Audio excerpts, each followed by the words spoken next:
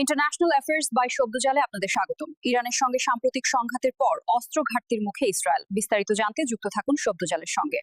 Iran এবং ইসরায়েলের মধ্যেকার সাম্প্রতিক ভয়াবহ সংঘাতের পর যখন একটি ভঙ্গুর যুদ্ধবিরতি চলছে, ঠিক তখনই সামনে এলো এক বিস্ফোরক তথ্য। মার্কিন কর্মকর্তাদের বরাত দিয়ে এনবিসি নিউজ জানাচ্ছে, পরাক্রমশালী ইসরায়েল ভুগছে অস্ত্রের তীব্র সংকটে। নাম প্রকাশে অনিচ্ছুক ৩ জন সিনিয়র মার্কিন কর্মকর্তা এ তথ্য ফাঁস করেছেন। তাদের মধ্যে ২ জন সরাসরি জানিয়েছেন, ইসরায়েলের সবচেয়ে বড় ঘাটতি এখন গোলাবারুদ বা মিউনিশনের, বিশেষ করে আকাশ প্রতিরক্ষা ব্যবস্থা এবং আক্রমণাত্মক অভিযানের জন্য প্রয়োজনীয় অস্ত্রের যোগান আশঙ্কাজনকভাবে কমে এসেছে। এ খবর এমন এক সময় প্রকাশিত হল যখন প্রেসিডেন্ট ডোনাল্ড ট্রাম্পের মধ্যস্থতায় একটি নাজুক যুদ্ধবিরতি কার্যকর রয়েছে।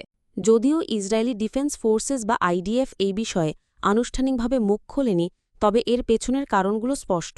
যুক্তরাষ্ট্র প্রতিবছর ইসরায়েলকে প্রায় $৪ বিলিয়ন সামরিক সহায়তা দেয়। সাম্প্রতিক সংঘাতেও ইরানের ছোড়া শত শত মিসাইল এবং ড্রোন প্রতিরোধে মার্কিন প্রযুক্তি ও সামরিক শক্তি সরাসরি ইসরায়েলকে সাহায্য করেছে।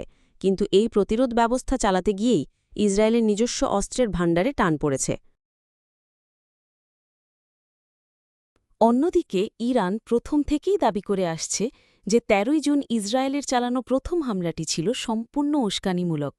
তেহরানের মতে তারা কেবল সেই আগ্রাসনের জবাব দিয়েছে। এই পাল্টাপাল্টি হামলার তীব্রতা এতটাই বেশি ছিল যে ইসরায়েলকে তার আকাশ প্রতিরক্ষা ব্যবস্থার সর্বোচ্চ ব্যবহার করতে হয়েছে, যা তাদের অস্ত্রের মজুদকে দ্রুত হ্রাস করেছে। এই ঘটনাটি কেবল একটি দেশের অস্ত্র সংকট নয়, এটি মধ্যপ্রাচ্যের ক্ষমতার ভারসাম্যের এক নতুন দিক উন্মোচন করছে।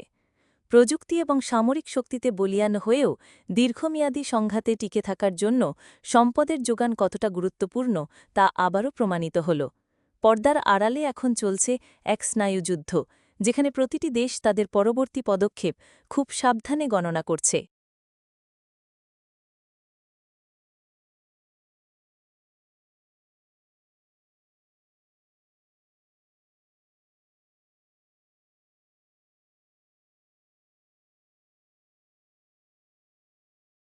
এই পরিস্থিতি নিয়ে আপনার কি মত? ইসরায়েলের এই অস্ত্র সংকট কি মধ্যপ্রাচ্যে নতুন কোনো সমীকরণের জন্ম দেবে? আপনার বিশ্লেষণ আমাদের জানান কমেন্ট বক্সে। সত্যের সন্ধানে শব্দজালের সাথেই থাকুন। ধন্যবাদ।